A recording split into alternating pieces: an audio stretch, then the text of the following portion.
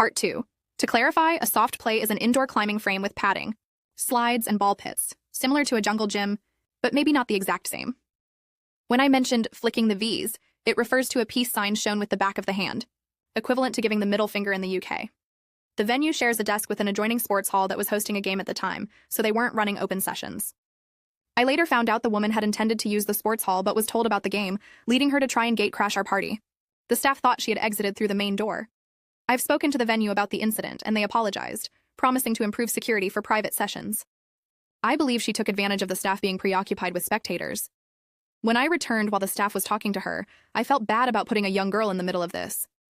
The woman was shouting she wasn't leaving, and I hadn't even noticed her entering. For context, this isn't a situation where she was desperate for food. She left with snacks from the overpriced vending machine. There are several nearby places with more affordable food options.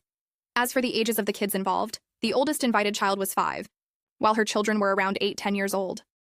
I mentioned in comments that I might have considered letting her kids have some food after my guests had eaten. Had she approached me respectfully instead of making demands? I take responsibility for my actions, but her behavior influenced my response. And I'm glad I stood my ground at my own event. Even if I did raise my voice, I didn't expect such attention. But I appreciate those who asked polite questions.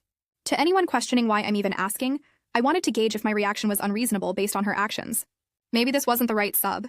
I'm not very familiar with Reddit, so apologies if I posted in the wrong place. And to those who think this story is made up, I assure you it happened, and I hope you never have to deal with a similar situation.